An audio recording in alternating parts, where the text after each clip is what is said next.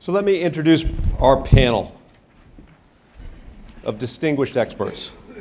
We have Lisa Sawyer-Samp, Senior Fellow in International Security Program from the Center for Strategic and International Studies. We have Ambassador David Bakradze, the current ambassador of the Republic of Georgia to the United States. We have Mikhail Baranovsky, the director of the Warsaw office of the German Marshall Fund. And we have, as our moderator, Mr. Derek Chalet, who is Executive Vice President and Senior Advisor for Security and Defense of the German Marshall Fund of the United States. Our panel will talk for about 30 to 40 minutes, as is usual, and then we'll open the floor to questions. Again, as I said yesterday, please stand, please wait for the microphone, please state your name and your affiliation, and please ask a question. Before handing off the podium, I also want to thank the German Marshall Fund of the United States for their partnership with us in Sovereign Challenge 15. Please welcome our panel. And Derek, it's up to you. Thank you. Thanks, everybody. And I also want to thank General Thomas and the entire SOCOM team for inviting us in to this terrific conference. Many, many important issues will be discussed over the course of the next couple days. And I'm really excited to be here. And it's great to see so many familiar friends, old faces in this room today. And I'm really looking forward to discussion right now, but also over the course of the next couple days. We're going to start in it's kind of a two-part session on Russia. We're going to focus on irregular warfare, and then a second panel, which will be chaired by my colleague Stephen Kyle from GMF, will focus more on deterrence issues in particular.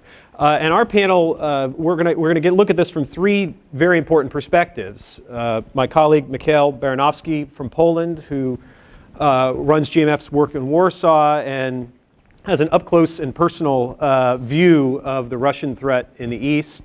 My former colleague at the Pentagon, Lisa Samp, who has thought a lot about how the United States is postured against Russia, and is also, in a few weeks, going to be releasing a report that our teammates at CSIS have done, looking at all dimensions of the Russian threat.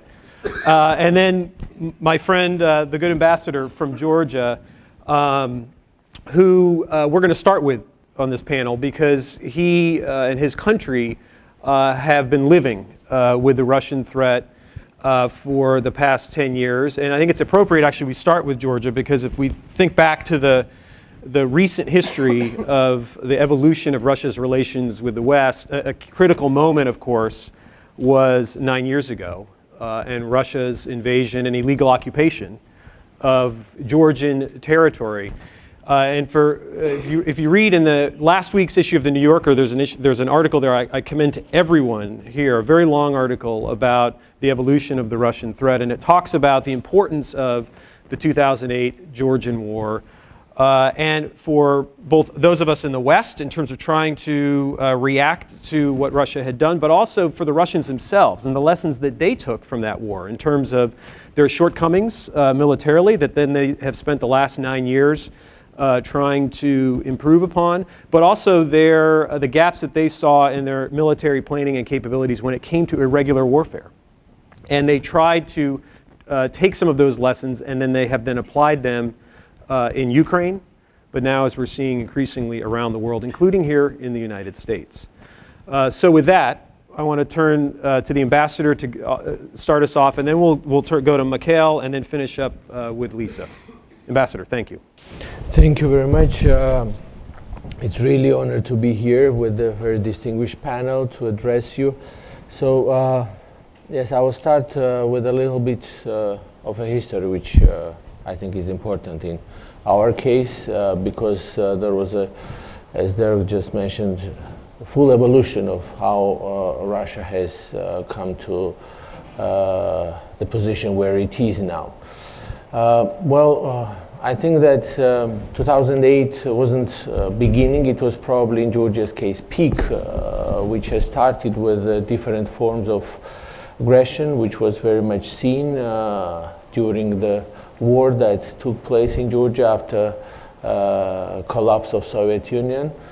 But one issue I want to concentrate, not to take long of your time, but concentrate on the issue of our panel discussion, which is hybrid warfare, the irregular, unconventional way of warfare, was something that we see even today in Ukraine. It was passportization of Georgian citizens in the regions that is now occupied by Russian Federation after 2008.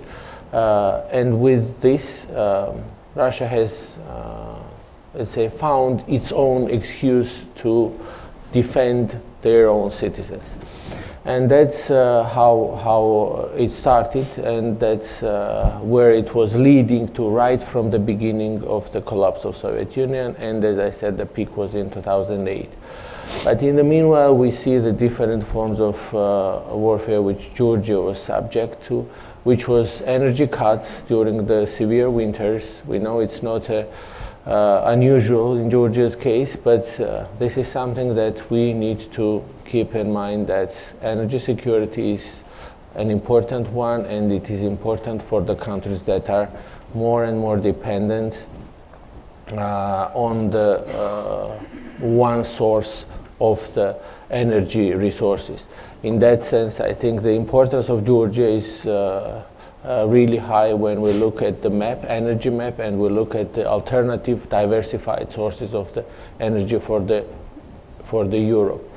The second issue, of course, which we were subjected during the 2008 was the cyber attacks, and it was really devastating, but the Estonian support was really good, and I think that at that moment it was one of the first real and clear demonstrations of multifaceted attack that Russia took upon Georgia in its war of 2008.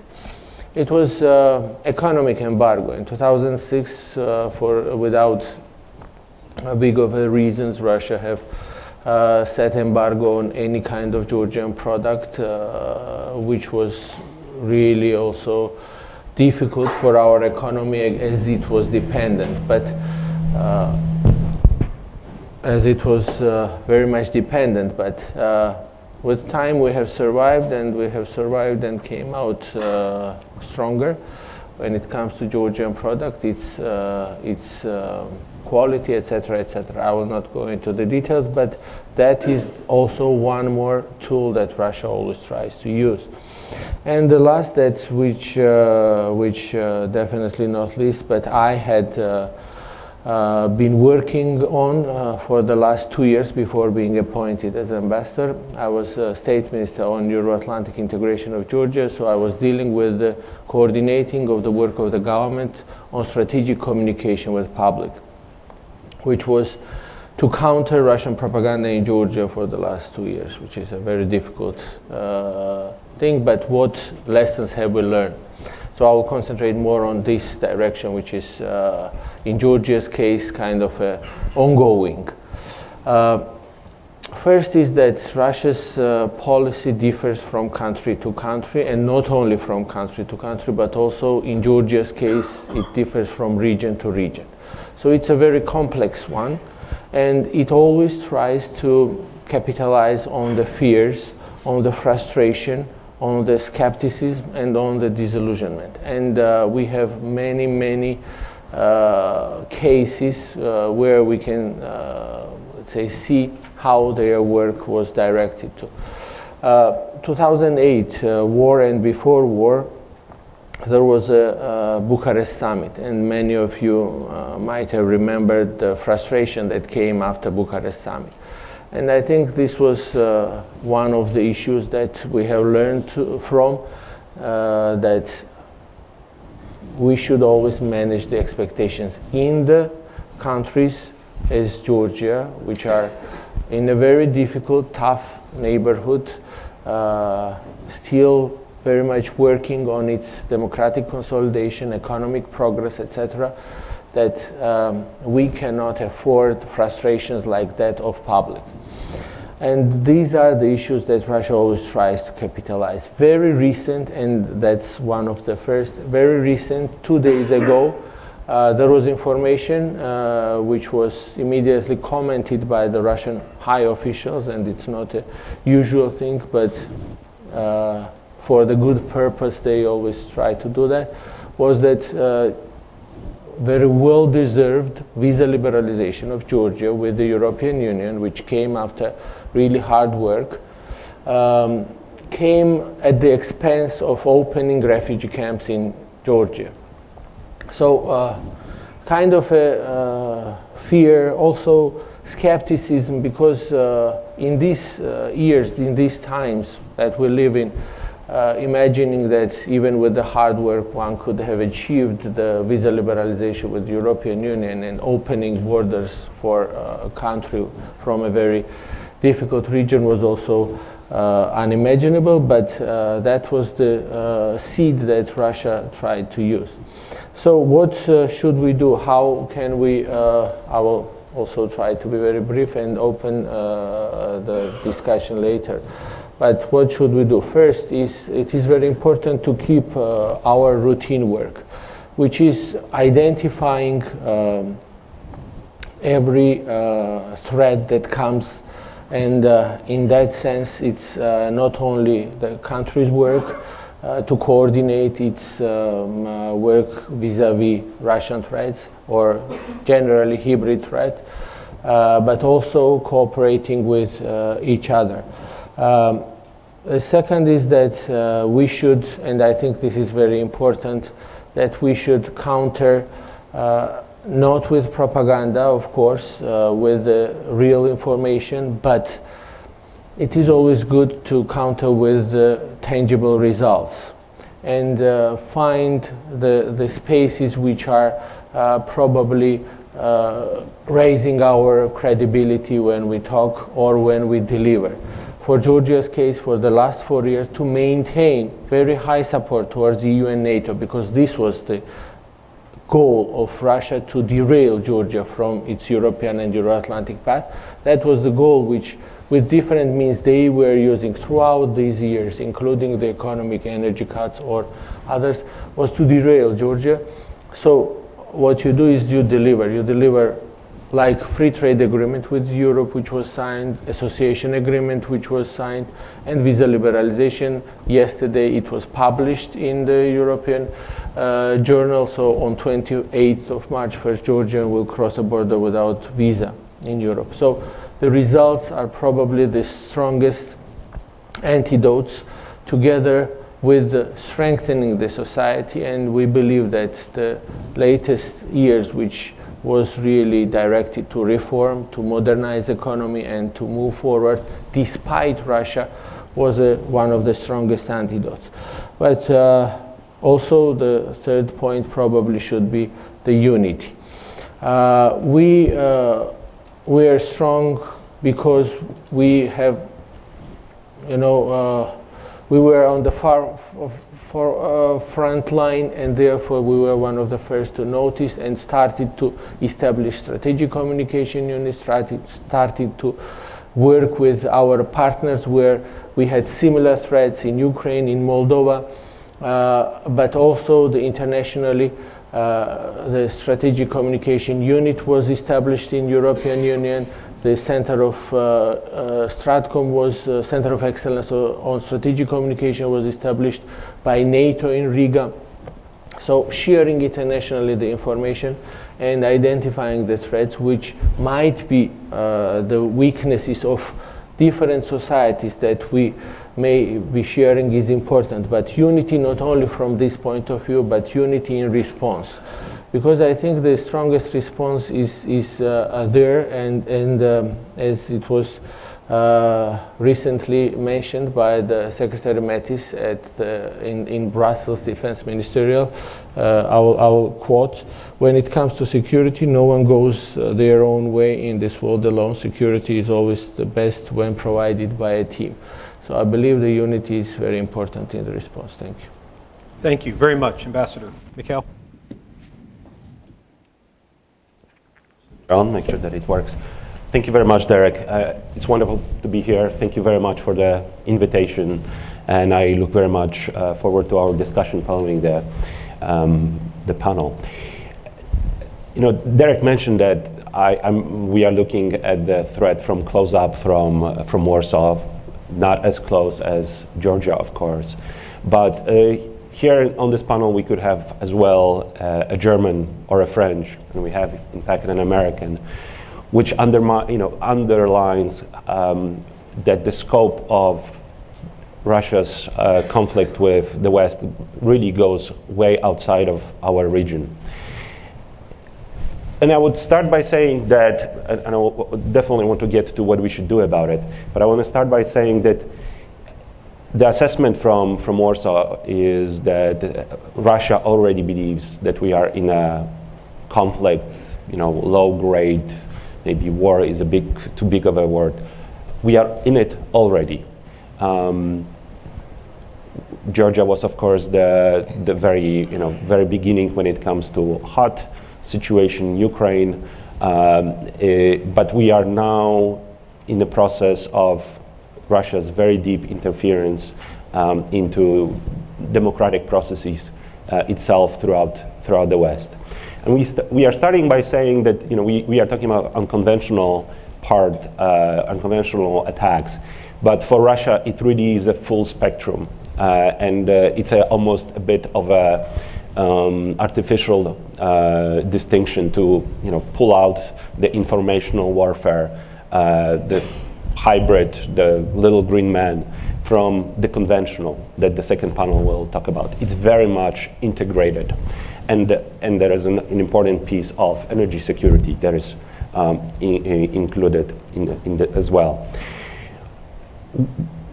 As the West, we are just waking up to this new reality, and I'm worried a little bit that we are waking up not fast enough. We have seen the assessment of intelligence services of what happened in the United States, and I think it's important for someone who comes from across the pond and sees what a hot political issue it is, to really, when we look at this, we really are seeing, first of all, a national security issue. National security issue that needs to be very well understood, investigated in terms of understanding what happened and what can be done in order to prevent such interference in the future. If we don't find out, it will happen again, for sure. And in fact, we are seeing it happening already this year in Europe, and I'll talk about it for just a second. But looking from Europe, if it can happen in the United States, the most powerful democracy, it can certainly happen in Poland, Baltic states, but also Georgia and France. And Germany, sorry, I meant Germany. But Georgia, it's not immune either. In Germany, what we are seeing in terms of informational warfare going into the election this fall is, you might have heard about the Lisa case, which was a fake news about a rape of a German girl by immigrants. Turned out to be entirely false, but brought out people on the street, and it was actually picked up to the level of Russian government. Lavrov talked about it. Russia is very much investing in the biggest minority in Germany. I don't know if you know, but it's Russian minority. It's not the Turkish minority. The Russian minority is the biggest minority.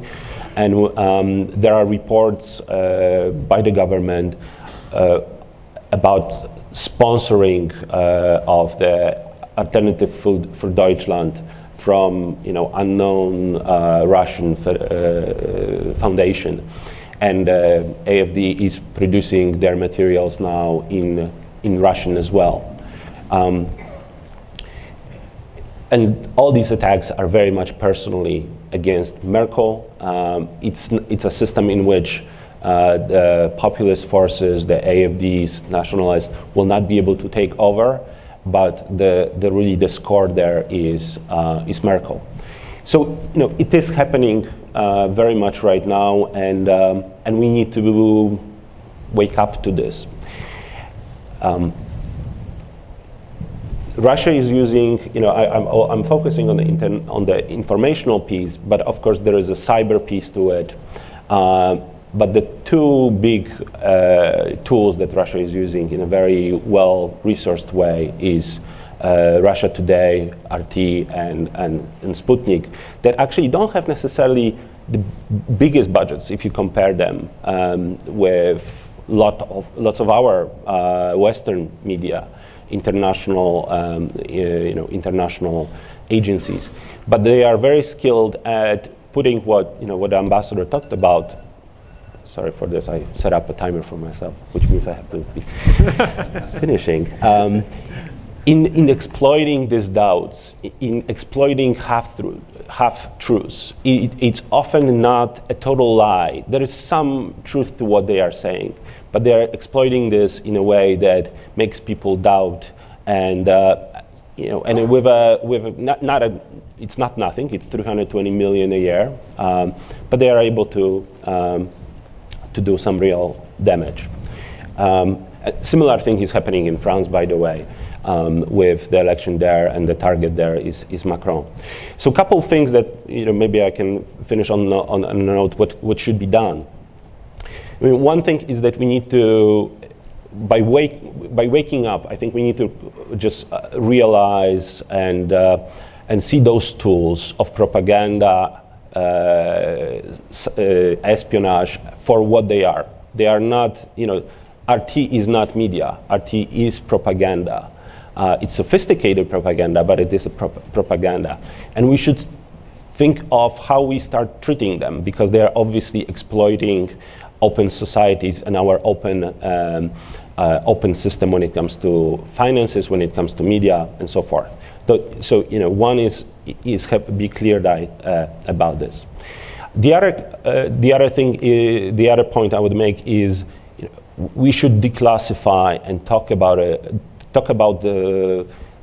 what we are seeing in intelligence in all the hybrid spectrum. So declassifying will allow the public to understand it better. It will enter our public discourse, and we will be able to prepare better. I understand that this is difficult for a variety of reasons, but we are weak if we don't have our people behind it. And the third general comment is we need to figure out how to go on an offensive about in this realm. Russia is playing disproportionately large threatening role given its size of economy, at least. Of course, they have nuclear forces, they have very capable conventional forces, but actually in this hybrid realm, excluding little green men, we are dealing, this is where the West has, for sure, an advantage. But we have been very reluctant to go on the offensive, whether it's in the media sphere. Yes, it's not propaganda, but they are also vulnerable to internet messages. It's certainly in cyber. It's certainly in the way that Russian elites take advantage of good standards of living and so forth in the West, and how they manage their finances. And the fact is that Russia is having still elections, and Putin will have to win them. And this is a vulnerability that should be exploited. That will have that.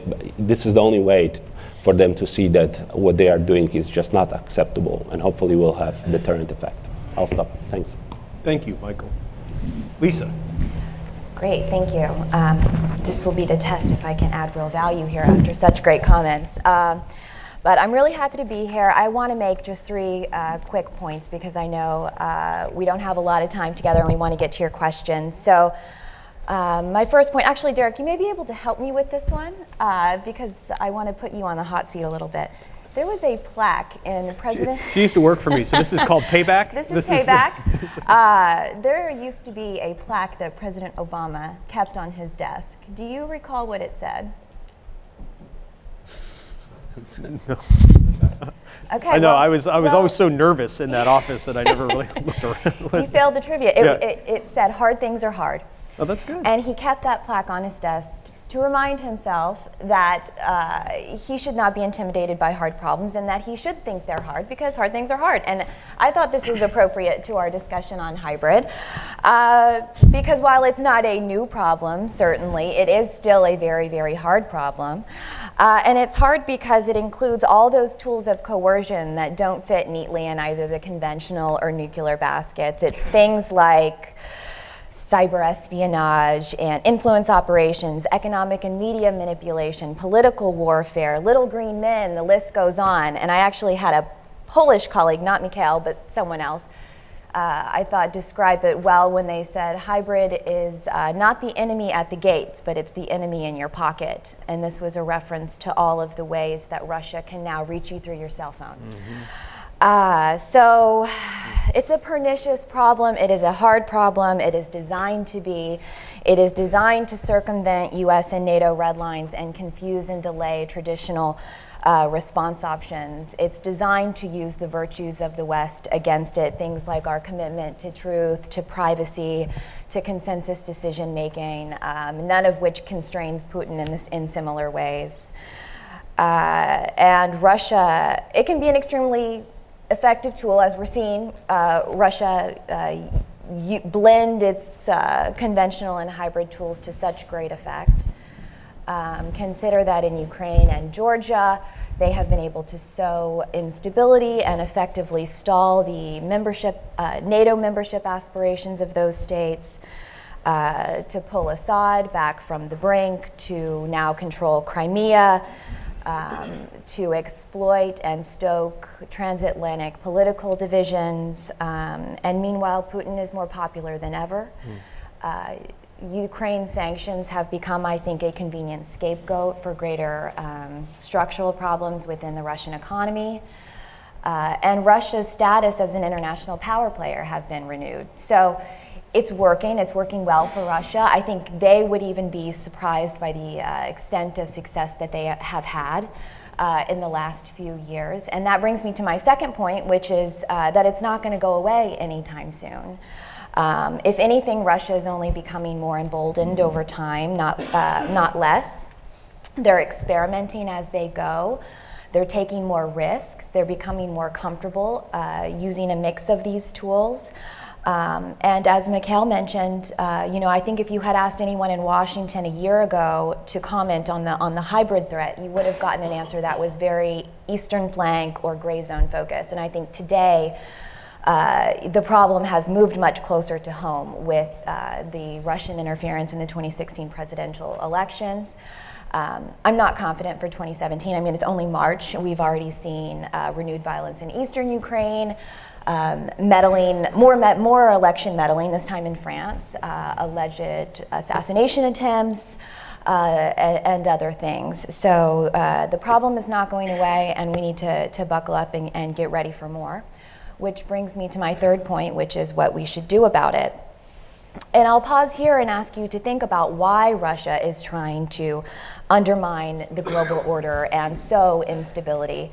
There has been a lot written about this, but I think it boils down to an easy answer, and that is that it wants to, for a variety of reasons, political, geopolitical, internal, external, historical, and other things, and that it can, again, for a variety of reasons, partially due to the reforms that Russia has made to its military since 2008, the New Look reforms. So it wants to and it can without major consequences. Now, the first half of that equation, the wants to and can part, is due to a lot of considerations internal to Russia, but the lack of consequences part is on us. We have not done enough to change Russia's calculus to create a credible deterrence for both conventional and hybrid activities. I think that the steps taken since 2014, not to take anything away from them, I think they are all necessary and laudable and were achieved at a lot of time and work in Brussels, but they remain insufficient. And I think for too long, the yardstick for our success in this endeavor has been our ability to reach consensus around a NATO table and not to actually change Russia's behavior. So Russia right now is seeing more reward than risk in what it is doing, and it's time to draw a firmer line, I would argue. Okay, so how do we do that? Here's the hard part, because there's no silver bullet solution. And it's precisely because Russian aggression manifests in so many different ways, and because you cannot easily disaggregate hybrid from conventional, especially not in how Russia uses both of those tools. So we have to show power, resolve, and readiness. We have to have a greater offensive line of effort in addition to defensive. We have to use every tool in our toolbox and press our advantages. This includes conventional and unconventional military tools, political, economic tools. We have to do more to inoculate our societies against the things that are making us so vulnerable to hybrid tactics, which Russia is preying on and exploiting. And so there are a lot of specific options to consider in terms of the execution of a stronger approach. Since this is a SOCOM conference, there I think are two tools that are in the SOF toolkit that I think are particularly needed. I think we have to get in the MISO game on the eastern flank. I think there is now no longer any excuse to not be conducting information support operations robustly and in every country on the eastern flank.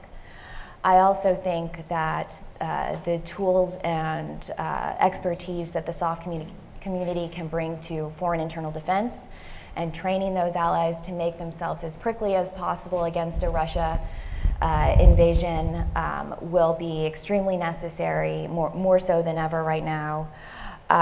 So more broadly, I don't think we've landed on the perfect mixture of all of these tools. I think cyber and counter-propaganda are particularly difficult. But I know that if Russia can be creative and adaptive, then surely we can too. And I'll leave it there. I'll just summarize by saying that Russia is a hard problem, it's getting worse, and that we need to do more to solve it.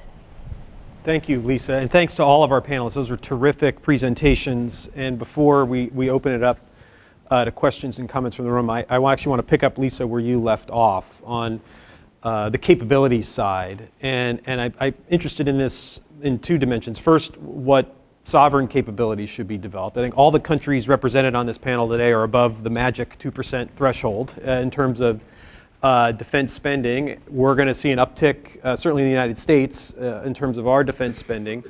And I'm interested in your thoughts, both in your country capacities, but then also more broadly, what capabilities should we be investing in? And related to that, and Lisa, since you've already talked about some of the ideas you have on the US side, in terms of institutional adaptation, one of the challenges we have in the European space is that a lot of the issues that we've been talking about over the course of the last 25 minutes are issues that NATO is trying to tackle, but they're really more appropriately handled inside the EU, because they're issues like border security or strategic communications, and there's a kind of an institutional struggle that we're seeing. So if I could go, I'll start, Mikhail, down with you, but if we could, both in terms of Poland, but then if you're looking more broadly, NATO or Europe as a whole, in terms of the capabilities we should be investing in when it comes to handling this threat. Great, thank you. Well, it's really thank you for the question. I mean, it's really in each of the baskets.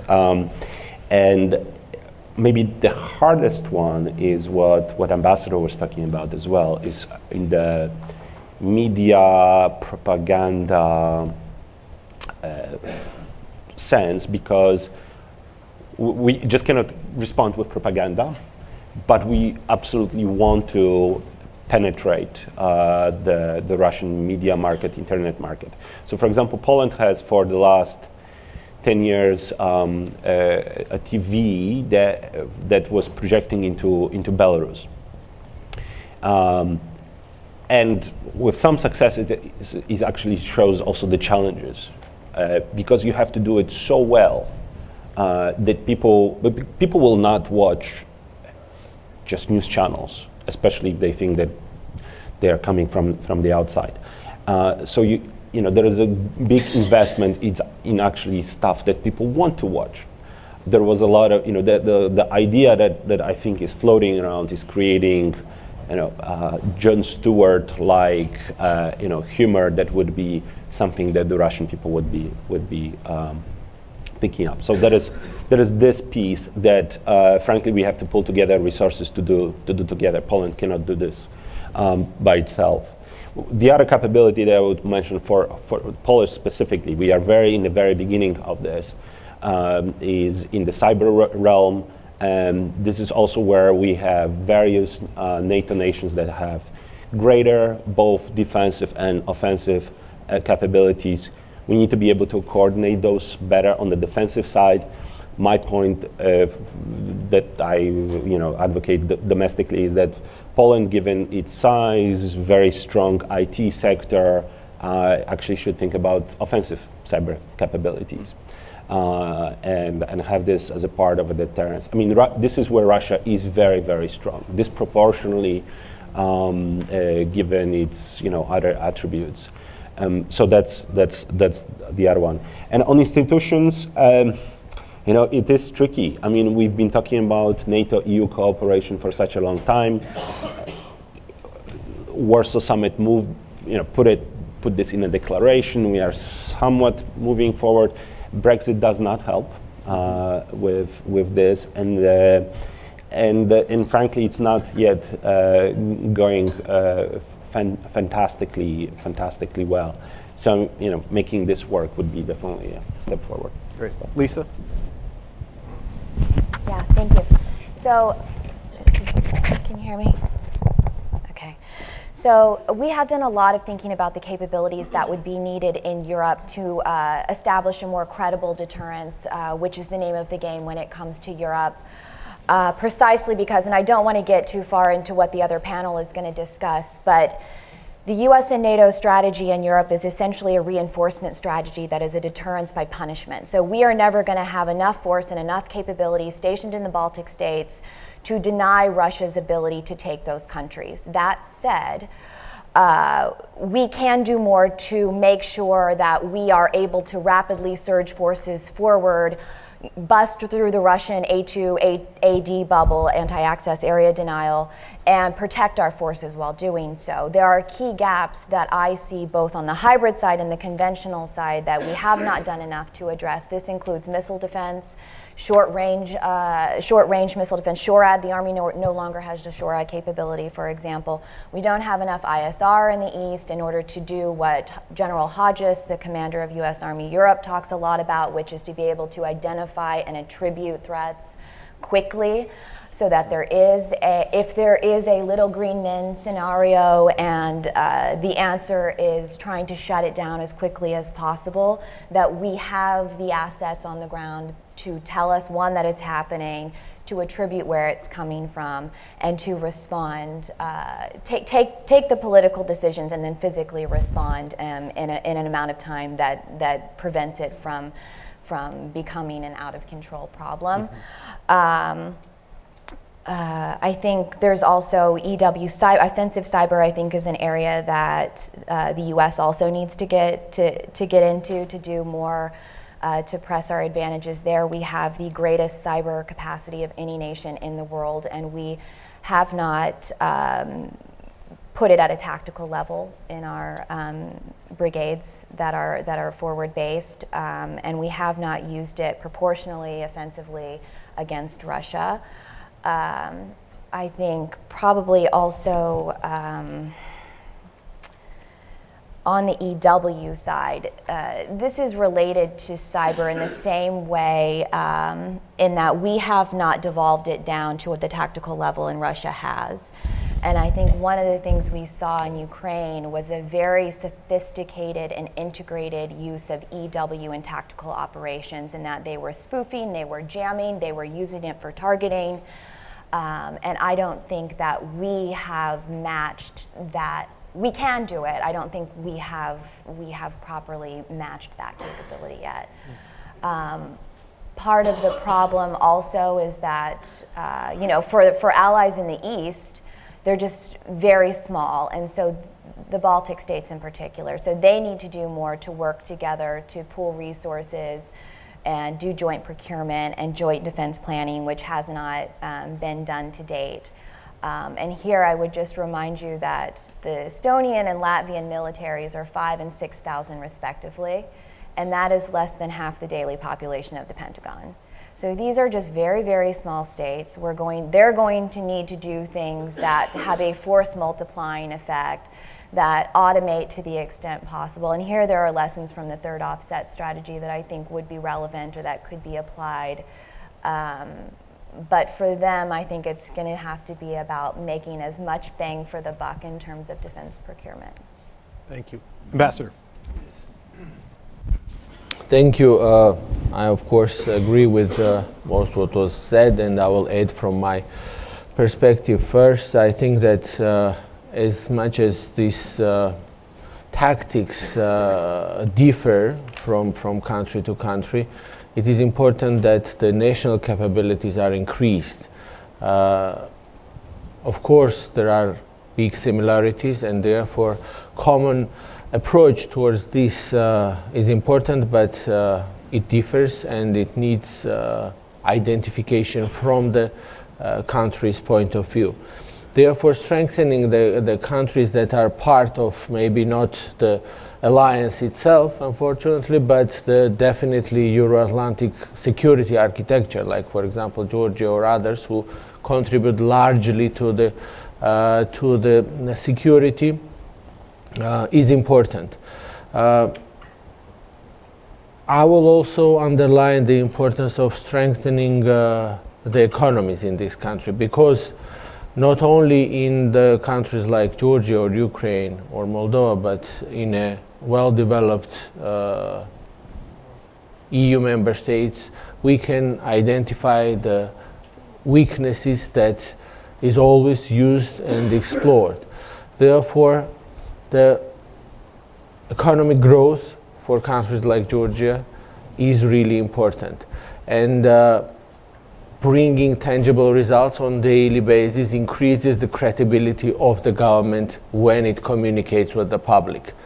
Because as soon as there is a dissatisfaction or a small dissatisfaction, then easily the perceptions that are seeded by the propaganda become a reality. So this is important. And I think what I wanted to underline is the importance of energy security for Europe once again. Because I believe that if unattended, this issue can become in the future a bigger problem, and the possibilities of alternative routes that are explored more and more will bring more security. And one more issue, the exchange of intelligence, exchange of data is critically important, because we face the difficulties on a daily basis, and these are the issues that would strengthen our resilience and our defense capabilities on the national levels. Thank you. Now we've got about 10 minutes left, so I'd like to open it up to your questions. If you could raise your hand. I think we have mics over here, so gentleman right in the middle there is first up. Okay. Well, I'm Brigadier General Pekka Toveri from Finnish Embassy from DC. Thank you for the great presentations. You all seem to agree that we need to go to offensive, which I totally agree. But what do you think would be the most important target of that offensive? Is it the Russian population, which don't seem to have too much say on what's going on? Is it the security apparatus to keep them busy so that they don't have time to attack us? Is it the Siloviki around Putin, or is it Putin himself? Thank you. Who wants to tackle that first? Michael? Yeah, why don't we do that? In the interest of time, if we could, what's the offensive capability look like? Let's take a couple more questions just to bunch them up so we can get folks in the conversation. Yeah. Yes, good morning. My name is Ludwig Blaurak. I'm from the European Union mission in DC. Thanks very much for having me and for the great presentation. I wanted to draw just an issue on the resilient side of things. Deterrence will deal with it in the next panel more in detail. And Derek, thanks very much for pointing out, obviously as an EU representative, that you point out the NATO-EU piece here and there, because we believe it is absolutely critical to work on the sort of the lower side of the deterrence and the resilience of our societies. And we believe sort of civil society, governments, the EU has a very important role. I'd like to draw the attention on strategic communication and countering propaganda. I think the most important piece here is to just raise awareness. One part is inoculating our societies by making institutions more credible, don't let sort of integrity crumble. That's one big piece. The other piece is just to unmask what's happening. The US set up a task force, which you probably know about, the Stratcom task force, that works with a network of 400 journalists and NGOs just unmasking, and that's extremely powerful because it has a big boomerang effect on what's happening. Web Paces in Germany, I think 3 weeks ago in Lithuania, the German contingent was sort of attacked by the media for an alleged rape by a German soldier out there. Of course, it was totally false. But the Lithuanian government reacted extremely fast, the German contingent reacted extremely fast, and by that you just unmask and turn the weapon around. I think that's something we need to think about much further. Thank you. Thank you very much. And let's do one more, sort of right there. Yep. Thank you very much, Major General Bengt Svensson, Embassy of Sweden. Thank you for excellent briefings. I do have one thing that I lack, though, in your description of the hybrid warfare. I think that maybe it is the Russian capability to combine, even synchronized, green men, economic warfare, propaganda, etc., etc. If you can comment on that. And then I have a follow-up to my Finnish colleague. We talked about the targets for the offensive. So what's the end state? What's the end state? What's the end state? Okay, so we've got thinking about a little bit more on the offensive side and with the end state component, the resilience piece, and particularly as it comes to the EU and strategic communications. I'm just curious, actually, by a show of hands, how many people in this room have been a victim of Russian propaganda in some way? Trolling. Well, everyone here, right? Yeah. I mean, I was accused personally on RT of organizing and orchestrating what was going on in the Donbass, right? Interesting conversation the next morning with the Secretary of Defense, who saw me on RT. But so, okay, question on the strategic communication. Then finally, the kind of the multifaceted aspect of what Russia's been doing and the connectivity between Little Green Men and Stratcoms and the economic warfare in particular. So, okay. You want to start? Don't feel like you have to touch every single one of those. No, thank you. I think that's a very good question on the target. And my answer would be, first of all, we need to start raising the price on the Russian side for what they are doing. We are now barely scratching the surface on the price. So how would we raise the price? I mean, there is an aspect of embarrassing the Kremlin elites. There is a plenty of bad stuff that they are doing. This doesn't have to be made up. You just pull out the truth, and that's embarrassing, enough. Yet I think, I don't know the details, but I think I would be very surprised if the Western intelligence services don't have actually a whole bunch of this information already there. It's just a matter of publishing this, publicizing. So that's one. The other thing is make the life much more difficult at an almost personal level for the Kremlin elites, right? They are still benefiting from, on one hand, fighting the West, and on the other hand, sending their kids to Western schools, visiting, buying houses. We are not good at implementing our own laws in many cases. So there is this piece. And then third is, then it's a question of whether you go a little bit further, and that's probably more touchy, and you actually synchronize, this release of this information with their electoral cycles. I mean, their hacking it was not only about the hacking, it was how do you release the information, and they did it in a very targeted and harmful way. We are pulling punches, right? And and on maybe your comment, I mean, I'm sorry if it didn't go through in our presentation, because I think that there is a full, clear synchronization and a full spectrum of this. of their capabilities and how they are using this. And if we talk about bad case scenarios, and in Warsaw we sometimes focus too much on tanks and whatnot. The bad case scenarios start at a hybrid level, but they would end up at a conventional level if things really go bad.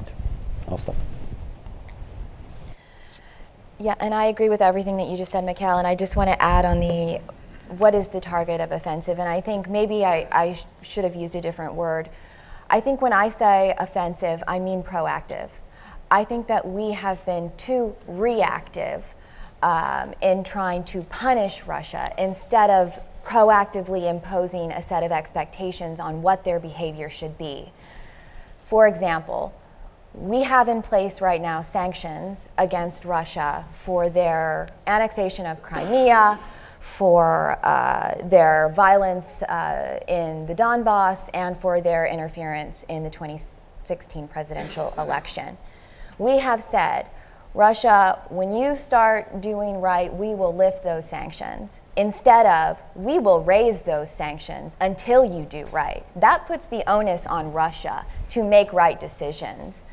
I think there right now exists a wide gulf between what we have been doing and what we could plausibly do short of conventional warfare with Russia that would begin to change their calculus. For example, NATO got itself wrapped around the axle over the size of the Anaconda exercise in Poland. This was an exercise that included approximately 31,000 Allied forces. Russia is planning a Zapad 2017 exercise that will get up to 300,000 troops. The NATO exercises are taking place on Allied territory. They are practicing and executing defensive maneuvers. It is futile to go out of our way to avoid reflexive Russian protestations and false indignations to every NATO activity, and I think we have been pulling our punches. I think the conversation of what is deterrence and what is provocation has gotten us so far down a rabbit hole that we no longer know the difference ourselves. And so for me, when I say offensive line of effort, that is what I mean, being more proactive in what we're doing, not being afraid to do MISO activities, which are a proven tool that does good things and can help us as we lose this propaganda war along the eastern flank that we haven't put into effect. So that is what I mean when I say offensive effort. And the end state, of course, is a Russia that stops playing the spoiler, that starts working constructively once again within the international community, and stops trying to sow instability globally. Thank you. Ambassador. Thank you. I will more try to first about the combination of different. They are using every time, every tool which works. So whatever works is always there. There is no illusion that they will abstain or refrain from using one of the tools of what we have named just because of some goodwill. No, they will use every tool, whatever they think is working. So let's make no mistake there. When it comes to the strategic communication, I don't think there is a written recipe for that, and there will not be. We should be as complex in approaching the difficulties as possible.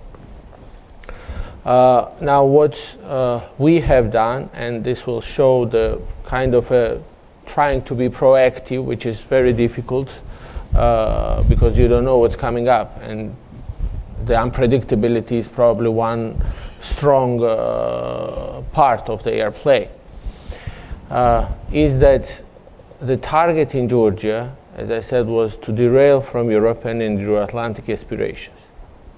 To work on that, they were trying through media and through some of so-called experts to show the futility of the reforms that was undergoing and associated with Georgia's European and Euro-Atlantic path. So what you do is that we have started the different campaign, because we can all realize for a country with in a transition the free trade agreement with the EU, modernization of our small and medium enterprises, a lot of human rights, rule of law, and other reforms, etc., are quite difficult, quite sensitive in many ways. In the very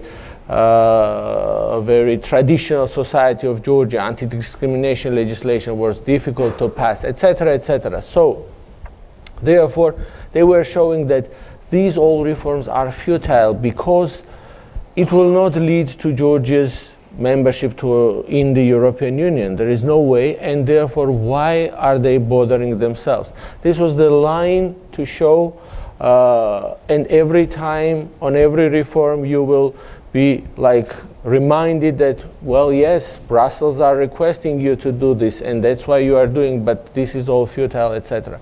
So our strategy has changed kind of 2 years ago and moved in explanation, always explaining the good coming out of every decision despite the final outcome. Also showing that we are not doing it to anger or irritate Moscow or to please Brussels or Washington. We are doing it for ourselves. This is also started to manage expectations and outcome of any reform. This is more politically responsible thing to do, which sometimes is not very politically attractive, but now we can afford it, and therefore we are doing it through this explanation point. So I think that from our side, whatever works is also very good. Well, unfortunately, we're out of time for this panel, but I want to thank Mikhail and Lisa and Ambassador for your terrific comments. You've got a lot of provocative and interesting ideas out there on the table. Lisa, I want to thank you for reminding us of the plaque in President Obama's on his desk, "Hard things are hard." It reminds me, great panels are great, and it certainly was a good kickoff to today. We're not done talking about Russia. We're going to take a little break, fuel up, and then return to the conversation in about a half an hour where we'll talk more on the deterrence aspect of things. But again, I want to thank the panel for your terrific comments. Thank you.